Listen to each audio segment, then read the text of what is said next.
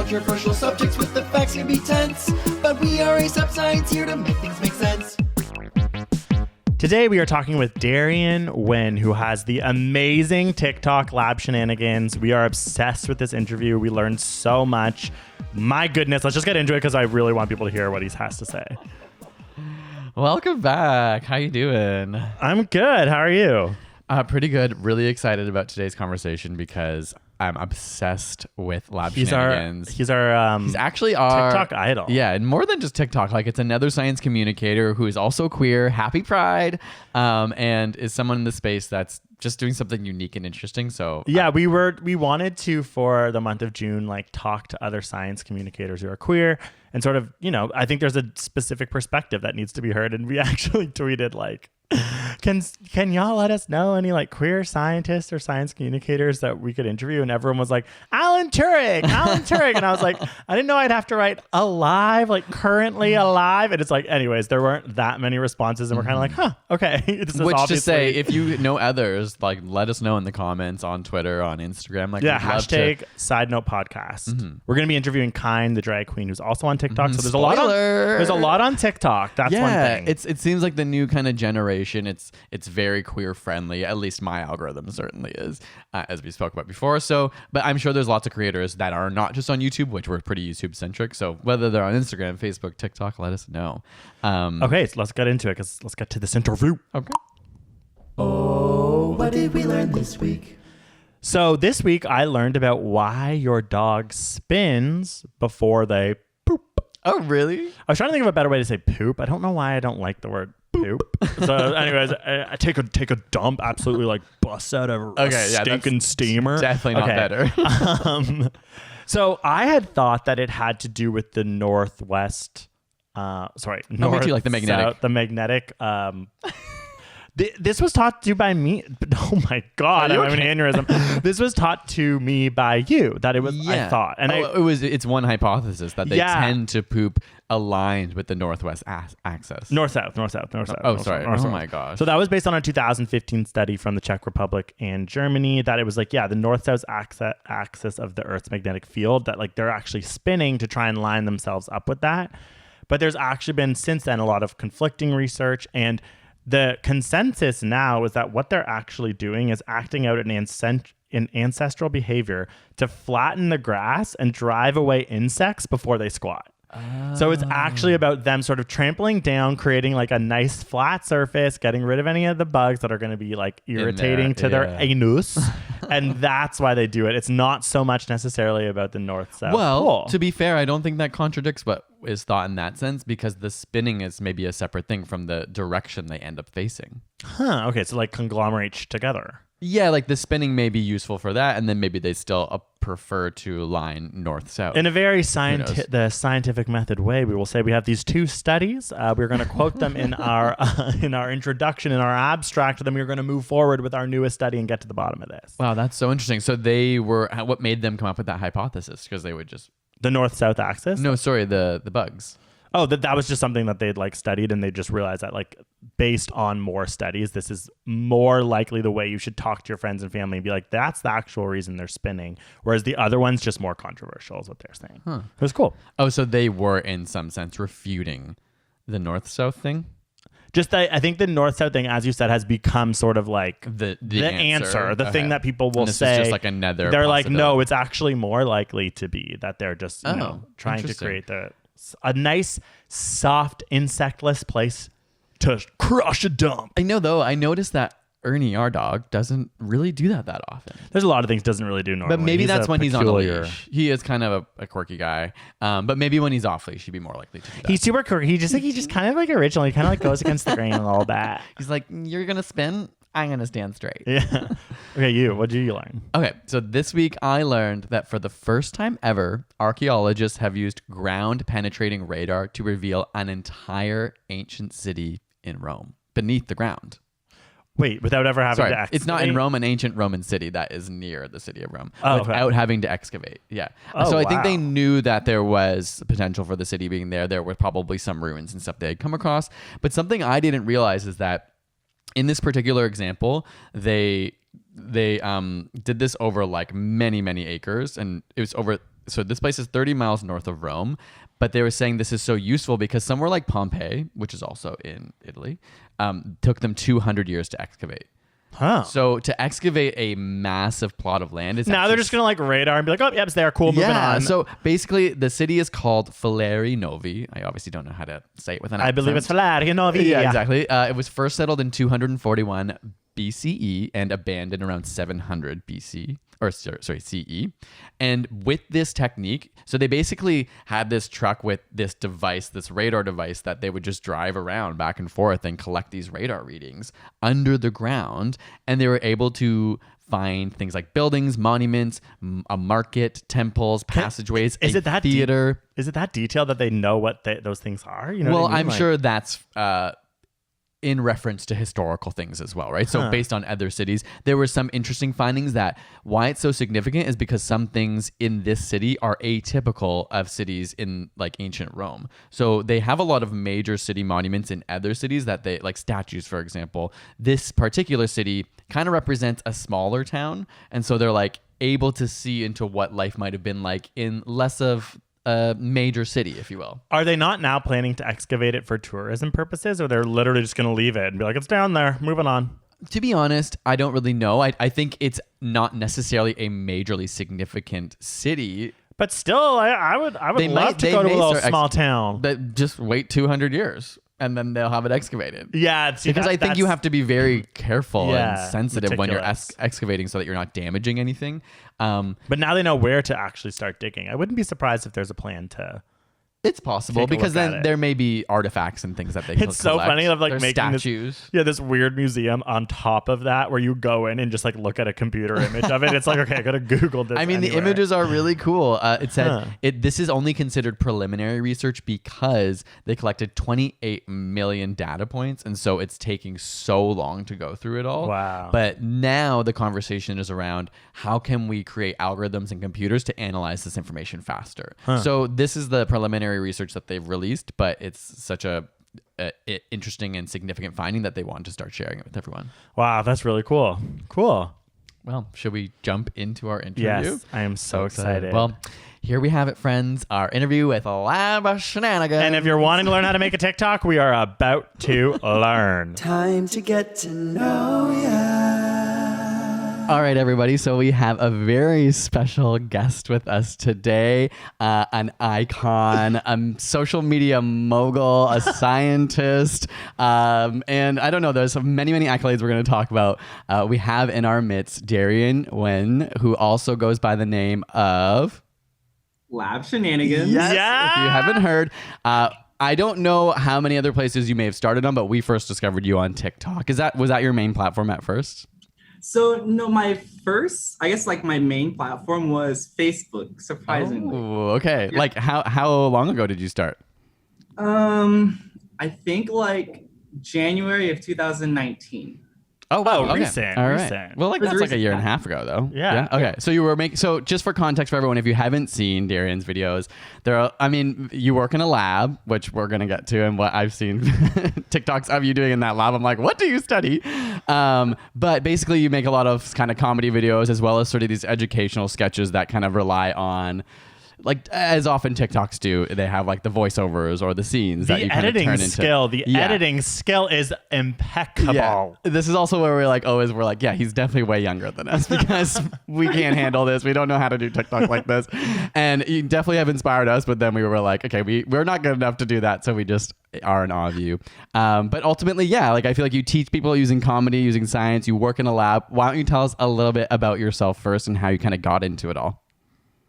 So I think like growing up, for like the people that really know me, I've always made like dumb short videos starting like maybe like 5th grade.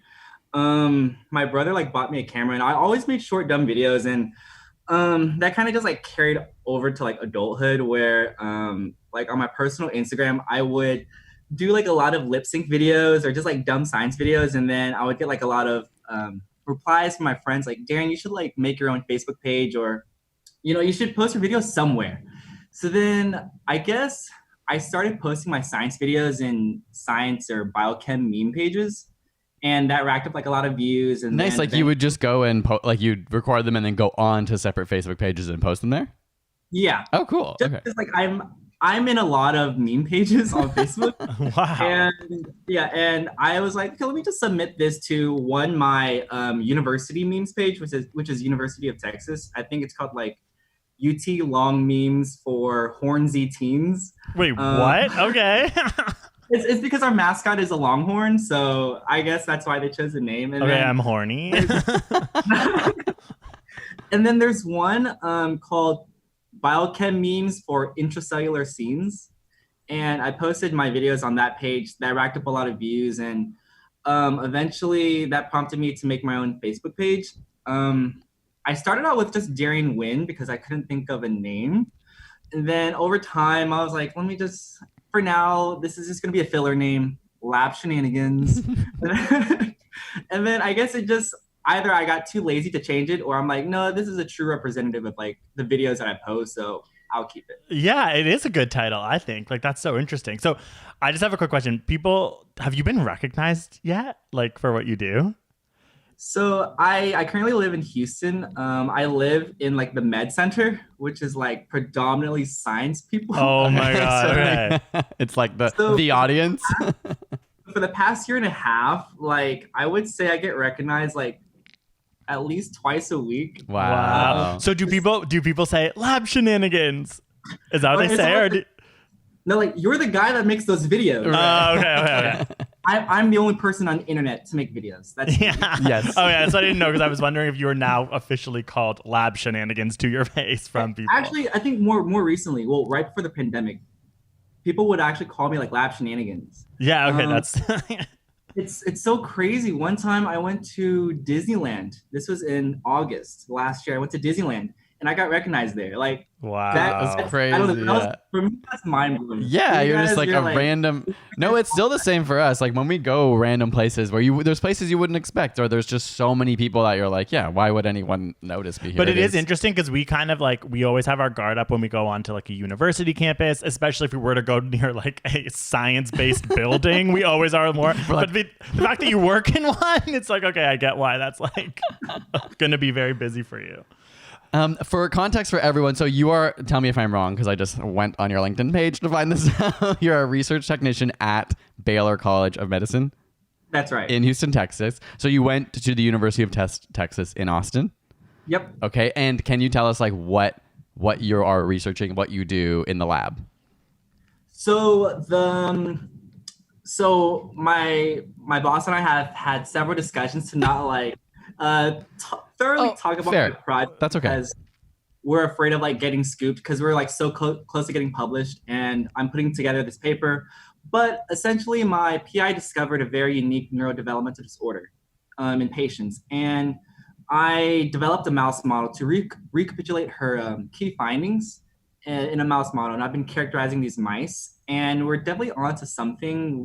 There are just so many abnormalities in the brains of these mice.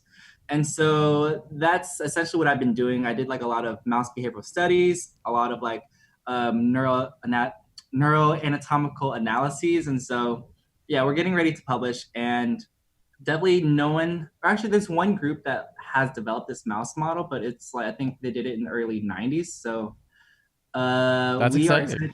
That is so giving the listeners a little bit of mystery. Yeah, okay. and because even in your TikToks, you in one of them you were like freezing mouse brains, right? Yeah. It was so cool because you kind of give the context. Like it doesn't necessarily. I was like, I wonder what he is doing, but it was such cool imagery. You take a little brain out, you chop it in half, you squirt some goo on it, and then freeze it.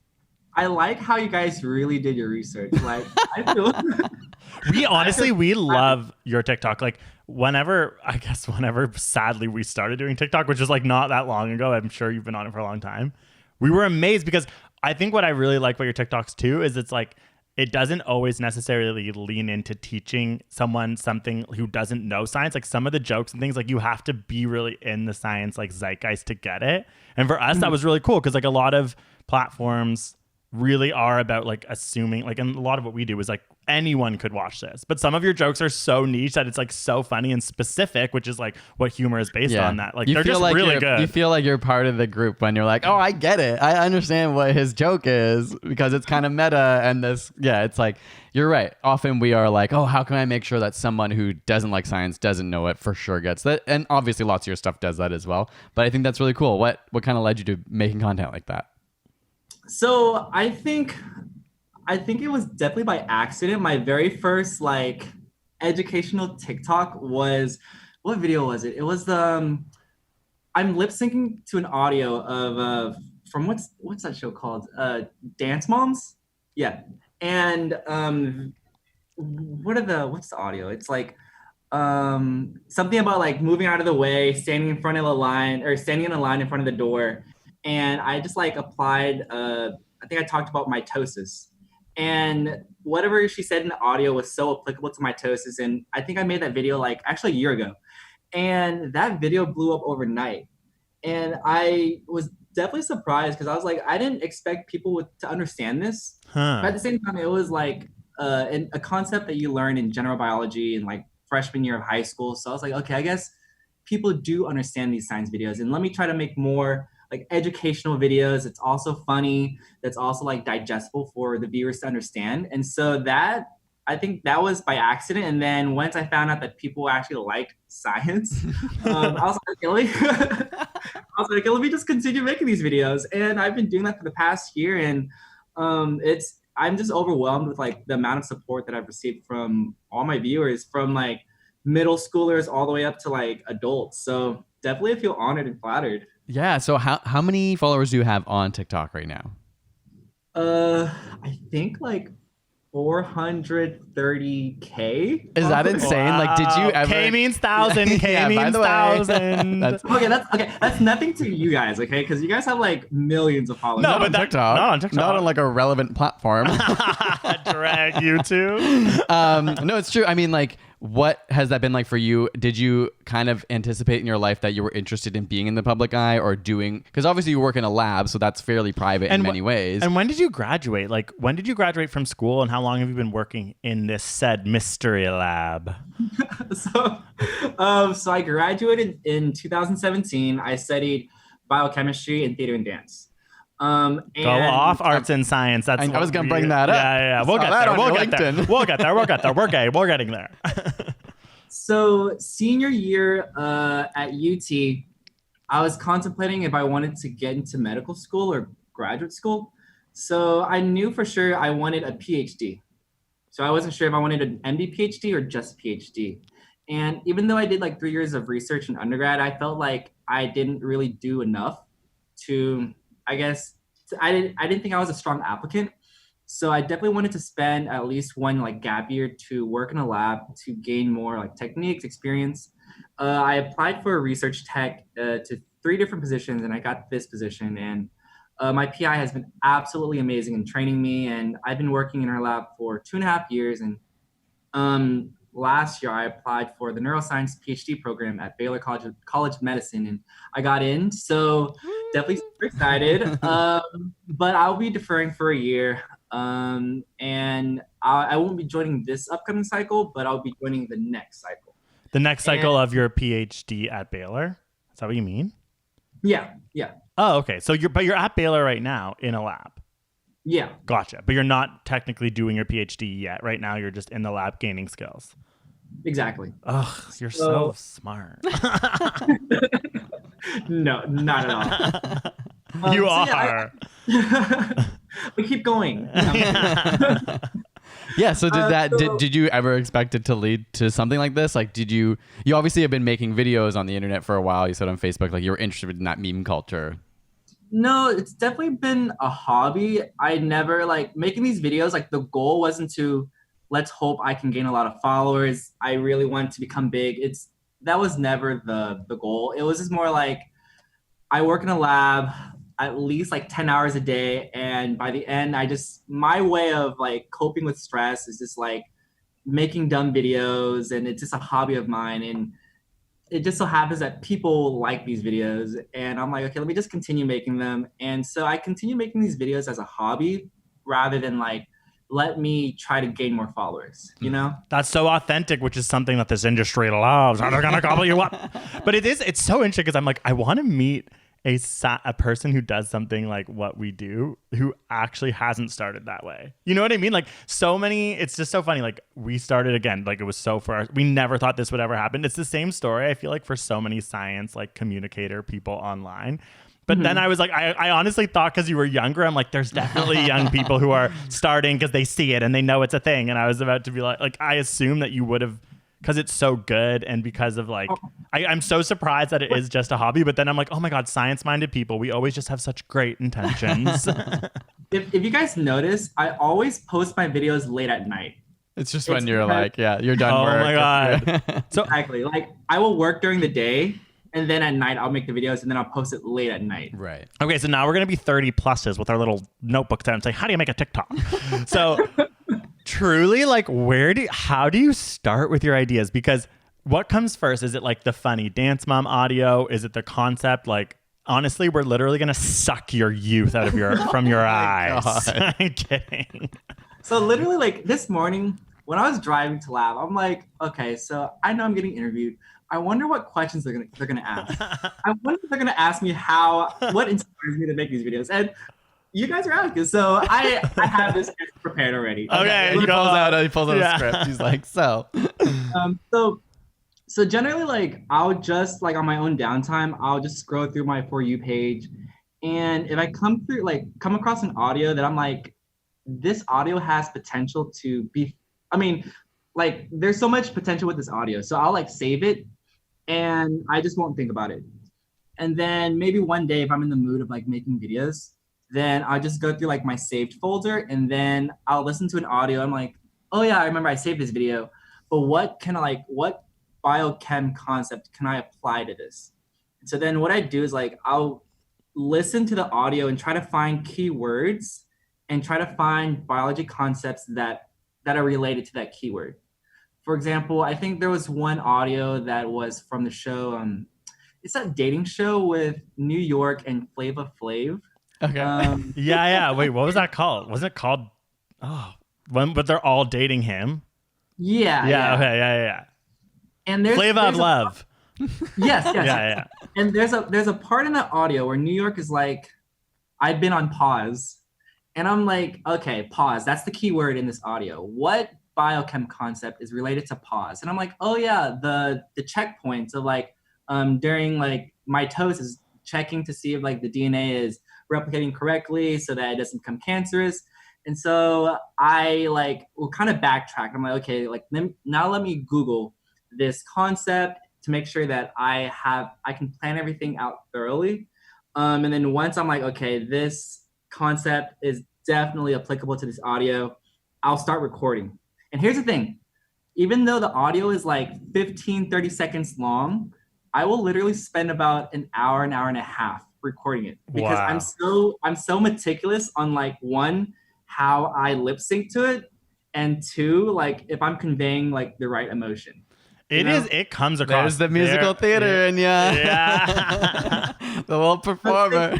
Yours are, I mean, even an hour and a half, again, it's like, we're going to say this more, we're old. Because I'm like, that is fast. When I look at how. Sometimes when we try it, we're just like, for hours trying to break down something. Yours are also so well, like, I've never even questioned, like, they're always perfect. So, like, do you ever record them outside of TikTok? No, you build everything in TikTok. You don't ever, like, upload videos to TikTok. I think there was like maybe one or two videos, but generally I do everything within TikTok. Okay. Just because like the interface is so easy to use, and it doesn't require. I think the editing is very intuitive in TikTok, and I love it. It's so easy, like it's user friendly. That's one thing that I like really love about TikTok. That's so funny. Whenever I can't do them, I'm like, someone's definitely just done and edited this somewhere else, and I like throw my phone away. And now I'm like, no, that's okay, so true. Truly, but especially for the syncing of audio and stuff, it's like you kind of have to use the app, right? Exactly, I mean, you could do it outside, but you're right. It's like built in to stop it in segments and have it exactly where you need it and count down. I tried making it like outside of TikTok, but I find myself like having to play the audio on a separate source, like on an iPad, and then recording on my phone, and then downloading the audio and then using like just a whole extra, yeah. Exactly, yeah. Oh my gosh. Okay, so I'm curious how, so now you've been doing it like a year and a half or so, like since you started making videos in general. Right. And I kind of touched on this before, but now that you are sort of a public face and you're saying you're getting recognized, has that changed your perspective of what you want to do with it or how that impacts your career and life? Like, is this just a thing you're having fun with, or is it becoming something bigger than that potentially? So definitely, I think, before this entire thing, I knew that I wanted to become a scientist. At the same time, like I wanted to sprinkle like my theaterness in this somehow. I've always been a theater kid growing up, and I knew in like when I was young that I'd like to become either like a doctor or a scientist, and on the side like do something theater related, like maybe like perform in a community theater or do improv on the side or whatever. And I think that manifested into like pretty much me doing these videos online. And I've always seen it as two different entities where like, all right, I'm in science mode. All right, now I'm in theater mode, but now I kind of want to merge the two together. And I think I've been kind of doing that. So I'm still trying to figure things out. I definitely still want to become a scientist, but at the same time, I want to use my platform for good to really raise awareness with like all the inequalities in like science and STEM. And yeah, I'm really just still trying to figure things out, but I know that I'm beginning to mesh the two different like science and theater entities together. That's amazing. That's so yeah, cool. definitely don't lose that science part of you. But then, yeah, don't be afraid of like the possibilities of intertwining. And I think that even kind of happened to us. Like we started what we did because we had interest in video editing and science and performance and like teaching people. And so it was like when you find that kind of perfect combo of the things that you are and like and want to be, that's so nice that you can still remain doing the stuff you want, which is like working in a lab, but also creating and being creative. And there's also room for it. Like that's the thing. Like so my degree is in biological science and visual art. So then that's like, it kind of explains the like drawing of the videos. You like video editing and your degrees in biological science, and you also like musical theater and singing, and like that you can see how it informs what we do, and you can see how it informs what you do. And I think that this is the weird part, we can get into talking about STEM maybe now, like when you grow up and you're in science, like no one ever explains to you that you could for whatever reason blend your artistic side with your science side. Like this is something I'm really passionate about, especially as a teacher too. Like I trained to be a teacher, either science or art teacher, and just the whole time you're in school, like those worlds like never collide. They really are like binary. And it's like really sad because you see how like, think about what you're doing right now. You're taking this like creative, like humor aspect of you to actually make people like science. Like it's a huge gap in so much of STEM. And we're never taught that there is room for it, but it's like there is. And like I feel like the popularity of you, like even like what we do, I think it is kind of growing. And just like even the way you're talking, it's nice for me to hear because I feel like we say these things and we get things mirrored back to us, but I don't internalize them. But looking at you, I'm like, oh my God, like make a musical. Like, you know what I mean? Like combine those things because people are literally thirsty for it. And it's so unique. And like, even now we've been baked into this like world of entertainment. It's so fresh when you start to talk about science and have entertainment actually intersect well, because people can't do that. Everyone who's working in the arts has focused on the arts their whole life as a stereotype. Everyone in science has focused on science. The people who can blend that are so unique and like so powerful. So I kind of want to go into what you were saying when you were talking about like underrepresented people in STEM. Part of why we wanted to talk to you, like it is pride, and we do want to start like, being more like being is it queer. Yeah, no, seriously. Yeah, that's true. Like pride's canceled. Yeah, pride is kind of canceled. But like being queer in STEM, is that something that you care about when you talk about underrepresented voices? Is it like what do you mean by that when you say that? Who said I was queer? We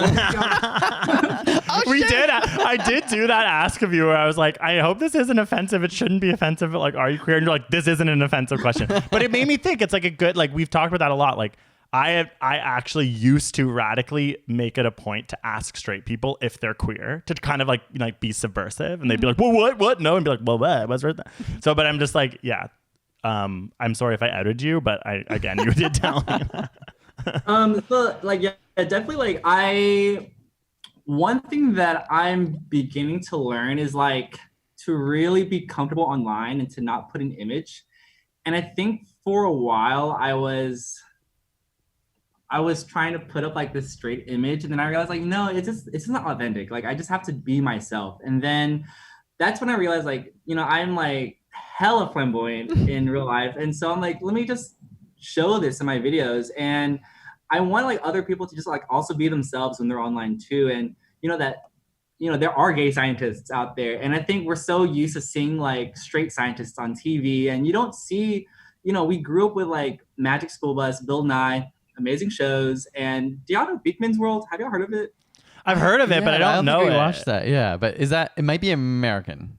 It's like, think of like, it's like the Great Value of Bill Nye. It's do y'all know what Great Value is? No, but like I think are these American things, or are that's we like old? an American like chain of dollar store kind of thing? Like is that there's Target and there's Walmart.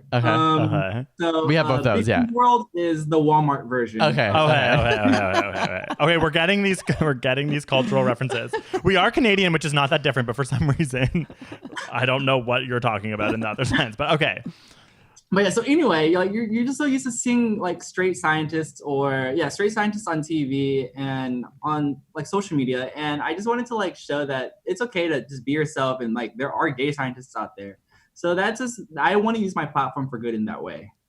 I think that's amazing, because I think it is, it's something that we've been doing this world of like science communication for 8 years, and it still is like, it is there's not that many queer people doing it. There's not, like, in our community on YouTube, we've really been like having a reckoning recently, trying to really think about like who's actually the voice of science, and it still is straight white dudes. And I know we keep saying, like, in the zeitgeist, everyone keeps calling out straight white dudes, but when you get into science, it's just like amplified. It's wild, especially as you go higher and higher up in institutions. Like, there's a really big issue. So definitely, like, I'm proud of you for like thinking that way, because it's like, it is really important. And you might not think it's that radically important when you're just like making a TikTok, but like it is. And like, we, even as consumers on TikTok, gravitated towards you because they're amazing TikToks, but also maybe, you know what I mean? There could have been that part of your voice that we really like appreciated, and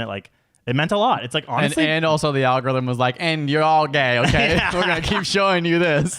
That's true. When you said your For You page, I was like, what does your For You page look like? Because mine is just like gay AF. And I'm like, like when you're saying like funny, like voice, what do you even call it? Like, what do you even call audio? Yeah, that's what that's the word. I'm just like, yeah, it feels like mine are so similar. Like, do you ever find that is there a way to break out of the algorithm on TikTok so it's more diverse, or just you get what you get? I think there is a way to break the algorithm, because more recently I've been trying to get into like graphic design so that I can make more like designs for like my merch stuff. And so before, it just used to be like predominantly science and like educational videos. And then I think like one day, like someone was showing like a tutorial on Adobe Illustrator, and I just like liked it.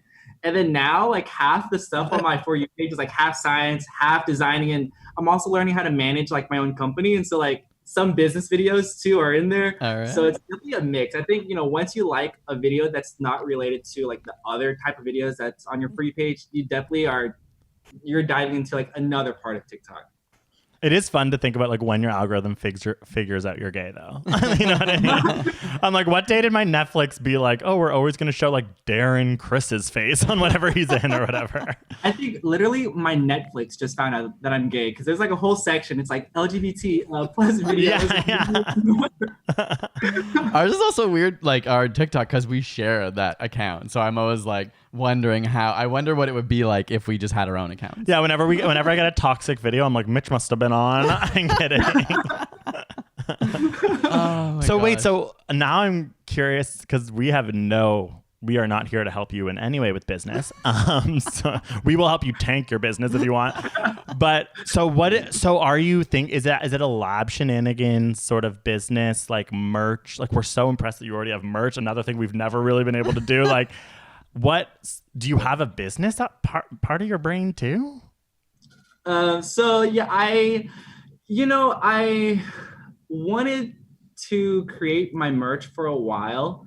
And the reason why I wanted to create it was because a lot of like the science merch that's out there, like not even like lab shenanigans merch, but just like science merch in general, with the stuff that's out there, like some of it or most of it doesn't really like cater to my taste, and there's just like not enough like representation. Like I don't think I've ever seen like a queer scientist sticker. Well, actually no, I'm lying. There's one Instagrammer that she makes like these little cute pins. Oh yeah, what is it? What's that called again? Two Photon or something like that. No, Two Photon. I love her merch, but it's somewhere on my website. I forgot. Okay. I'll check it out. I think it's French, but she makes like these very cute like elemental like designs, like elements on the periodic table, but she replaces like the actual elements with like gender identity. And cool. They're just so cute, yeah. But a lot of the science merch out there just didn't really like cater to my taste, and so I decided to make my own. And I don't know if y'all noticed, like a lot of my aesthetics is like very retro. And, yes, like, I love that. That's I was nice. looking through those. Yeah. 80s, and do you design it yourself? Like, do you design that? Oh my god. So I want to say like 4/5 of my merch are like designed by me, but like the more artsy ones that require a lot of drawing, I hired artists to design those. And then do you use how do you actually get them made into merch? Just like one of those like merch sellers where they take your design and then they make them? Exactly. Wow. Yes, I'm currently using Printful for like as like my platform or they're my vendors that make the merch for me or the materials. How long have you been doing that? Sorry? How long have you been doing that? Like making merch? Beginning of this year, January 2020. Wow. Oh my gosh, that's amazing. Little business mogul here teaching us something or two. It's been a journey because I am not business oriented at all. I ended up having to hire an attorney to help me like write a contract for my own company. You know, once I made my own store, I created my own LLC. And then I had to hire an attorney to help me get like the gears grinding and put together like a company contract. So if they're investors that are interested in wanting to partake in this, they'd have to like abide on my terms and like look at my contract. So definitely it was a huge step for me, and I'm still learning. I feel like I'm baby. And I'm baby. So I'm definitely still learning, and I feel like I have so many things to learn to how to operate a business. And even though like I'm doing this by myself, I feel like once I hire people, I still have to learn many more things, how to be a boss, how to operate it. Yeah. So definitely I'm putting on my big boy pants. How does your life work with work-life balance? Like doing all of those things to me seems like a lot. Are you really like heavily like working really hard right now in your life, focusing on that? Or have you reached that point where you're kind of like not burning out, but like how do you feel about your work-life balance? So definitely I experienced burnout about a year ago. Because okay, here's the thing. I would come into lab 9 a.m. and I would stay in lab till like 2 a.m. and make a video or two until like 3, 4 a.m. Oh my God. Go back to the apartment and then wake up like at 8, come back to lab.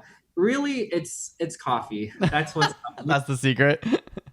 But after experiencing burnout, I think that was like my slap in the face to like really learn how to balance and juggle things. And so I'm still learning. Like I'm trying to balance out my putting together this paper, running this business, making videos.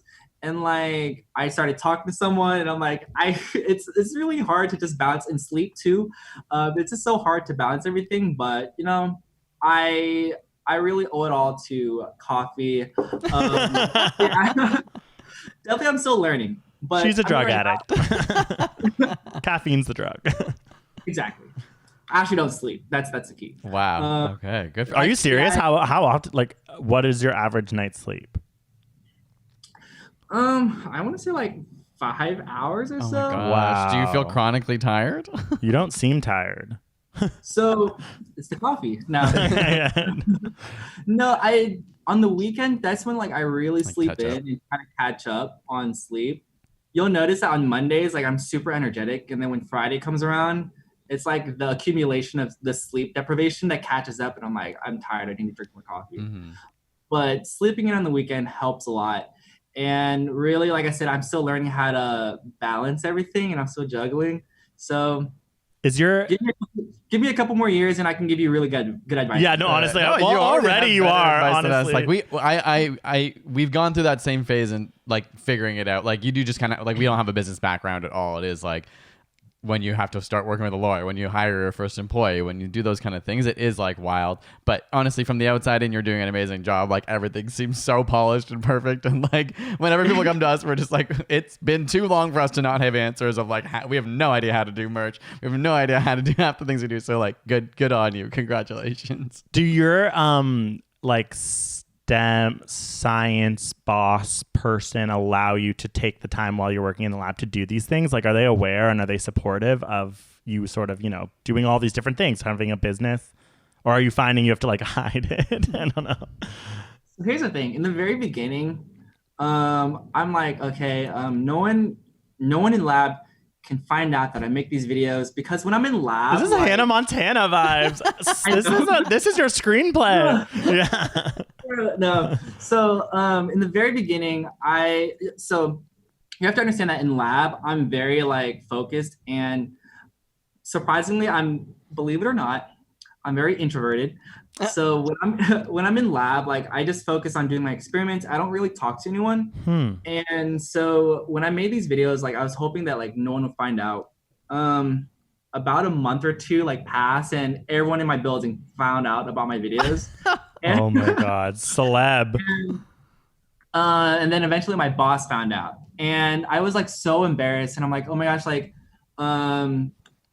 Dr. Chow, like I promise, like I actually get work done. Like these videos are just a byproduct of stress. Trust me, like I'm not fooling around at night. I really am just focusing on my project at night and working on my doing experiments. And she's like, no, it's fine. Like as long as you're getting like a good amount of work done, you can make these videos. Just make sure that the institution is okay, in which they have. And so I think ever since then, she knows like how studious and how focused I am, that she's completely okay with me making these videos. And more recently, I told her about like my online business and she's been like absolutely supportive of it. And so I know I feel so lucky to be like in this type of lab because I know that there are certain PIs who just focus on science and on research and they don't really believe in like arts or like anything artsy and that you either are scientifically driven or like, anything fine arts related is like something else. But my boss has been like so supportive and really helping me foster like both my interests.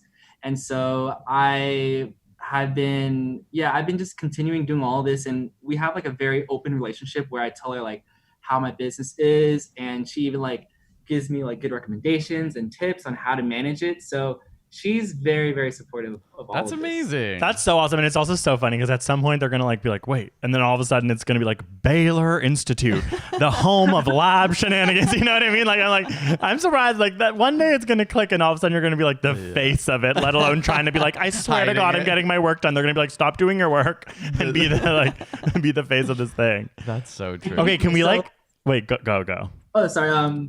I was saying like, so I did my undergrad at UT and I don't know why, but everyone just thinks that I still go to UT. And so I'll like still get messages like, I'm going to find you one day on campus. And so it's so funny. And, That's like, it's like, is that a threat? Like, what is that? And so I'm sure like by the time they hear this podcast, they're going to like try to find me at Baylor now in Houston. Like, oh no. We can bleep that if you want. Wait, so is University of Texas not in Houston? No, so University of Texas is in Austin. Oh, wow. Cool. We've been to Austin. 2.5 hours away. Okay, cool. Austin's an amazing city. Like, we really enjoyed our time there. Oh, wait, when were y'all there?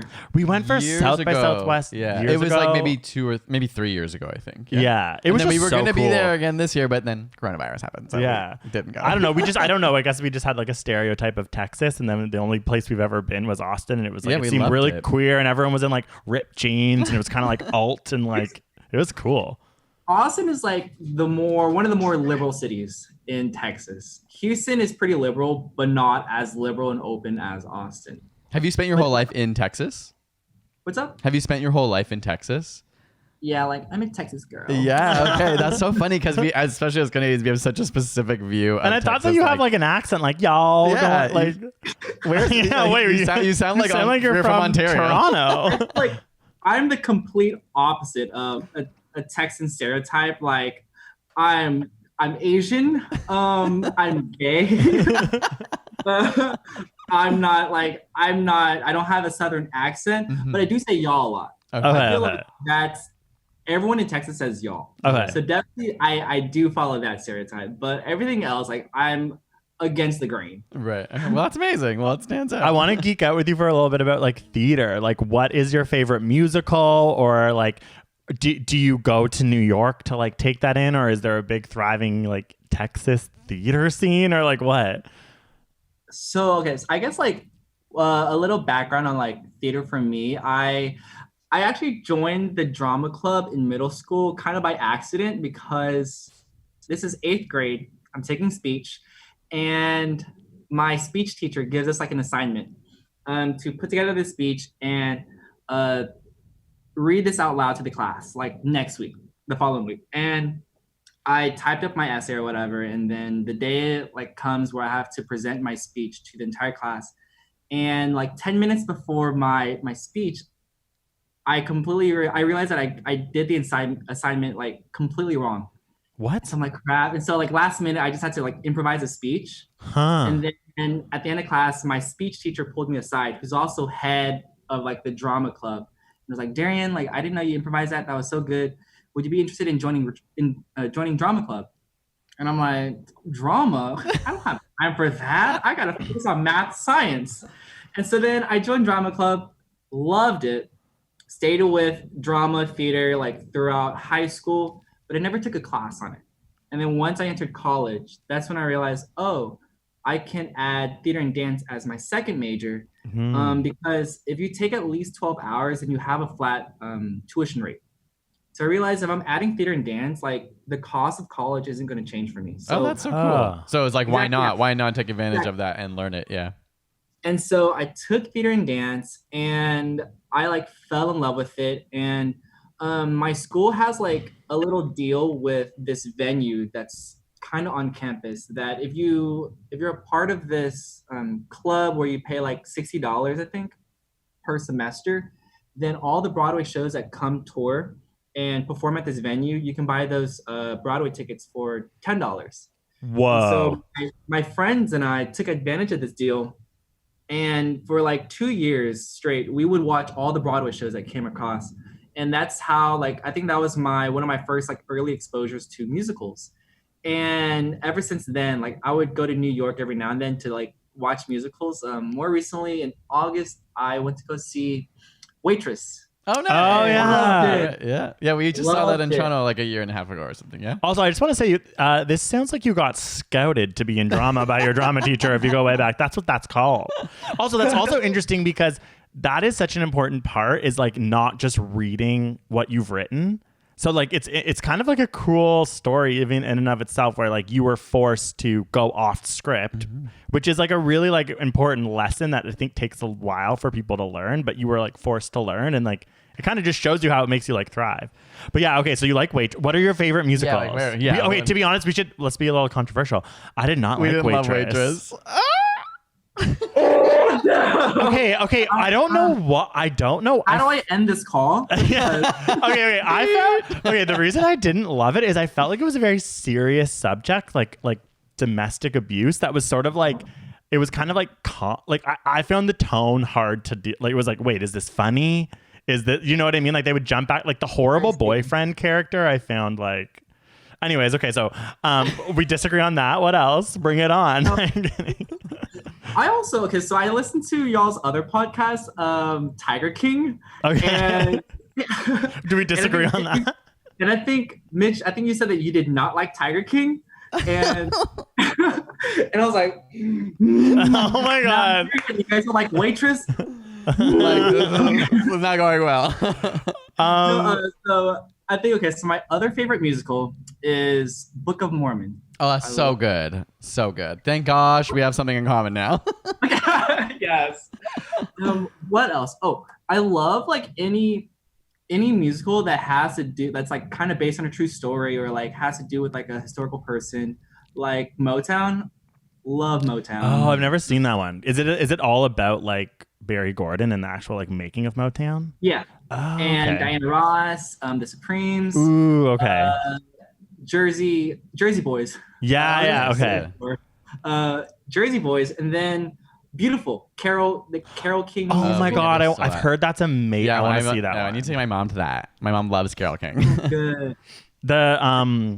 We went and saw one that was like the best music. Like now is my favorite musical, and it sounds so freaking weird. But it was last year, and it was Oklahoma.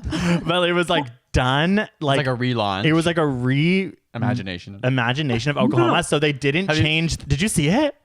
I didn't see it, but I'm obsessed with the soundtrack on Spotify. It's okay. It's like honestly, dark. Because I never been that into Oklahoma like the original. Because it's a fairly old musical, but then it's the same music, but like when you watch it, the context of the show has completely changed, and the way they present it and the way they deliver it, you're just like, it's like disturbing. How was this the same script and everything? It's so good. Amazing. But it was I've been wanting to watch it for a long time. So I didn't know that they did like a revival until I saw the Tonys last year. And I think on the Tonys they performed I Can't Say No. Yeah, with the girl. Oh yeah, with the woman in the wheelchair. Yeah, she's like the highlight of the musical. And I knew like the original song, and I was like, I love this take on it. It's so modern, but it's like also I love like a little Southern twang. Yes. To the song. And I was like, oh my gosh, she's such an amazing actress. And I started listening to the soundtrack, the revival soundtrack, and I just fell in love with it. It's so good. And literally, there will be some days in lab where I just listen to that soundtrack on repeat. That's so cool. I'm gonna go listen to that after. Yeah, this. me too. Because I really didn't like. I'm so curious because it was such a like visceral like. Such a weird experience. Like it's the whole musical, the lights are on, like fluorescent lights are on. The lights never go down. So you're like watching a musical while still completely aware of your surroundings. Like you can see all of the people, and it's also in a horseshoe shape, so you can see the other people across from you.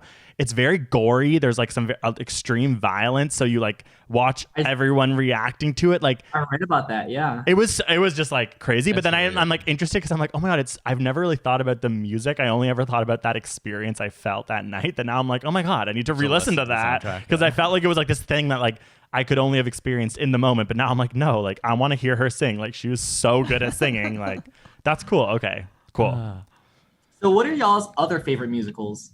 Okay, I'll tell you mine.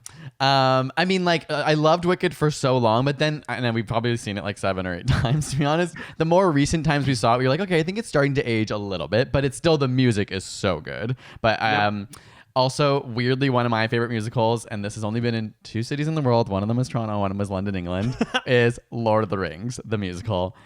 Literally so good. It was famously hated, famously called like the worst thing, and because they tried to put an entire thing into 3 hours, so like 2 intermissions. It doesn't make sense. There's 2 intermissions. It was like worse than Spider-Man. I never saw Spider-Man, but so maybe in contention. But love that. Obviously, Hamilton's amazing. What? Oh, y'all want to hear a funny story? Yeah.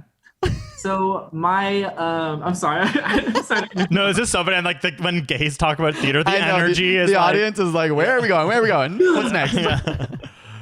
So my roommate from freshman orientation at UT, he's in the touring Hamilton cast. Whoa. Ain't that crazy? Wait, so do you sing as well, or were you just drama? Okay, but he was. Oh, he he's was just drama. Oh, like you're Don't hear me just sing. drama. Sorry, I didn't know. Like, so he was your roommate? Yeah, well, Whoa. for just freshman orientation. Oh, okay. So he's now in the touring cast. Do you know like what role he plays, or? I want to say James Madison. Okay, all right. He's got a name. I think I've never seen Hamilton. Have you listened to the soundtrack? Okay, unpopular opinion. I don't like Hamilton. Wow, we slammed the computer down. Okay, now we're ending this. No, it's okay. We're 1 for 1. We're even now. Wait, that's so interesting. I'm literally like, now let's dissect that. I think the type of music that I like listening to is like very like uppity beat, like Hairspray. Like I love. Oh yeah, Hairspray is really cute.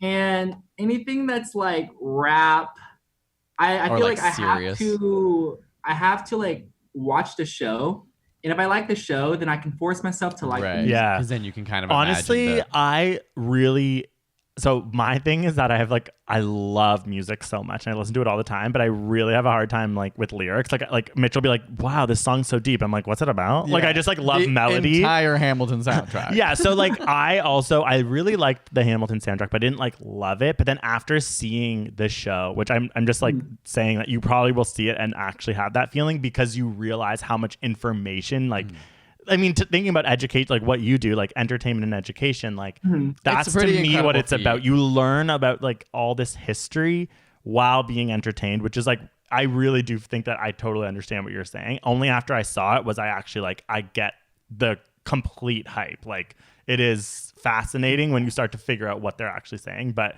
yeah, sometimes it's a little bit like, and then I went to the store, like that weird like type of rapping where it's like so literal. You're like, okay. But yeah, there's that other musical that Manuel and Miranda wrote. I forgot what In the Heights. In the Heights. Okay. Yeah. So that same roommate at our school, he played as Usnavi, the lead role in the Heights.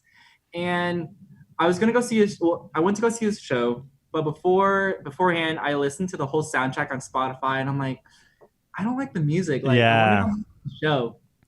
I saw the show, loved it, so good. And now, like, I love the soundtrack. Right. It kind of brings new life to it. Yeah. I mean, that can happen a lot. I have a really hot take. I think you might like Hamilton when you see it. Definitely. So, yeah, I know that, like, they were going to come to Austin, Texas, and I was planning to drive up to go see them. But, yeah, I know, like, Hamilton is on my, like, bucket list to watch. But right now, I'm just like, yeah. Yeah. Okay. Have you ever seen Spring Awakening? Yeah, I was going to bring that up next. I've never seen it, but I love the soundtrack. Yeah, okay, because that's a great one so too. Good. Oh man. Okay, so like, I think I've got out of my system what I need to about the theater. Even though you don't sing, if we wrote a science musical, would you be in it? Yes, okay. Oh my god. Or even just help us write it. Or help us write it. Help us do like, because this is like that is a North Star. So the first time I saw you guys was which video? It was the New Rules parody. Oh nice. Yeah, I was thinking about that when I was looking at your stuff. I'm like, oh, that's like the closest thing we've ever come to doing something like what you do. Yeah. I think I saw that video on that same Facebook memes page that I post my videos to. I think someone posted your video. This is like probably a couple years ago, probably 2-3 years ago. Mm-hmm. And I think one thing that like really drew my attention was like the lyrics, but also like the colorful lab coats. Oh yeah. Like, where did y'all dye it? We dyed those. Yeah. Yeah. Our friend Rachel dyed those for us. And it was really interesting because we didn't ever plan for it to kind of be that like millennial hue that like, you know what I mean? It just kind of like came out that way. Yeah. She's amazing. Rachel Salt. She also she like wrote a book about plastic. She's like really like another science communicator, but she's so crafty. And so that was like something that like, I still look at those lab coats and I'm like, these are amazing. Like, I love them. The colors are so good. It's like, should we start selling those? That's like, we're like, oh my God, come on. Can you help us do Darian, should we sell them?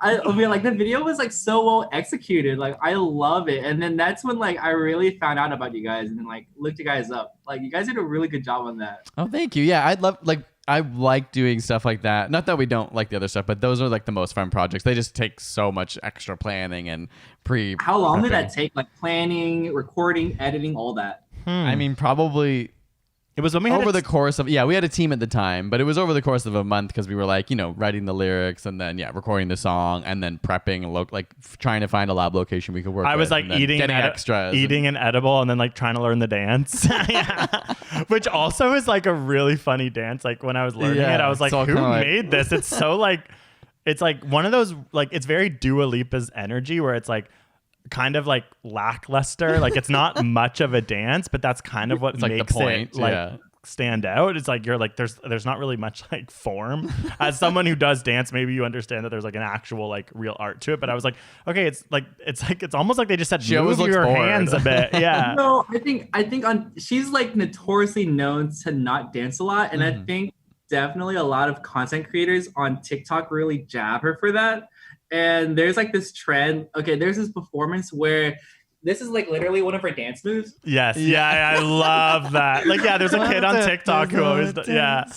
Oh my God. So the kids are always dragging her on TikTok. It's just so funny. Yeah. But then there you go. You're like, well, what is like so many musicians or pop stars right now would die to be like a meme. Like, you know what I mean? Their managers and agents are like, you got to become a meme. And it's like, well, so you know what I mean? Like, is that success now? Like, it kind of is. Like, she has at least like a specific voice. This is the Dua Lipa defense right now. I was gonna say, okay, last thing we'll ask is, what is next for you? Like, what do you project in the next little bit that you want, that you're excited for, that people can expect? And we know you? this is a hard question that we hate getting asked ourselves. I hate it so much that I have to throw it out of me at you. So this kind of goes into full circle. Remember how I told you guys that I got accepted to the PhD program, and Yes. I'm deferring for a year. So before this whole like pandemic happened, I had like several investors wanting to like invest in my company. And there's this one particular individual, she lives in Singapore, who owns her own company, and she was planning to make like an educational app. And I was planning to move over to Singapore, help her create this app at the same time, like create content for my videos. Wow. But with this whole pandemic, I think like that's pushing things a little bit back. So I'm not sure if I'm deferring for a year or two, but definitely that is my next step to really take, I guess like my videos more seriously and reach out to other platforms like YouTube. Like I have a YouTube channel, but I don't really use it a lot. I think my main platform is like Instagram, TikTok. So I really want to just kind of expand out, make longer videos, because all of my videos are like 15 seconds long, but I want to really make longer videos, and surprisingly, like you guys are my inspiration. So you're like our inspiration. Yeah, I was gonna say we can definitely help each other because we need help with the two things that you're good at, and we'll help you with YouTube for sure. Yeah, I'm down to collaborate, and you know, if once this pandemic dies down, if y'all come to Texas, if I come to Canada, like of course. For sure. All whilst making a science musical. Yes. You heard it here and first. Also, like finding a little queer science community. I feel like that's something that it's even, I think more so with our podcast, we've been able to slowly find because it's so much more personal. But for so long, our videos like didn't have us in them. And then we were always a little bit hesitant. Like you said at the beginning, it's like, it's kind of scary to put yourself in the work you do, especially like as a queer person in STEM. That's like so mask in a sense. But yeah, I would just be so nice to like, I don't know, meet, hang out, be friends. We have a lot to talk about and to continue to like hash out for sure. I love y'all so much. Like, I'm so happy to do this because like, I just love y'all. Okay. That's so nice. Likewise. It's been so nice to hang out, and this will be the first of many, hopefully. But honestly, thank you so much for coming on our podcast. For everyone who is listening, where can they find you? On what platforms? What's your website? All those kind of things. So, Instagram, TikTok, Facebook, it's lab_shenanigans, also on YouTube. My website is labshenanigans.com, really, or you can just Google it. It's somewhere on the internet. Or I think you can just search up like Darian Win, and I think that's like the first thing that pops up. Nice. Yeah, and your merch is amazing, honestly. Yeah. Thank you guys so much for having me on your podcast. This is so fun, and I love talking to you guys. You guys are amazing. You too. Mirror that. Yeah. Well, so we're about to end the recording now, but all you listeners can know we're about to continue our epic conversation somewhere else. All right. Thanks for listening. You can tweet at us, follow us on Instagram, and hopefully comment in the YouTube description. Oh, I don't know what I'm saying. I'm panicking. Oh my God, that's so funny. We did a podcast recently, and she had such an epic outro, and we were like, wait, what? I'm such a fool. It was like listen to our podcast, follow our podcast, and make sure you use the hashtag. Blah, blah. And we were like, we need to learn how to do this. Okay, but no. Anyway, if you're listening and you want to chat with us, if you want to shout out to Darian, whether it's in the YouTube comments or anywhere, let us know. #Sidenote podcast. Thanks for listening. Nailed it. Okay. Bye. We'll see you next time. Bye.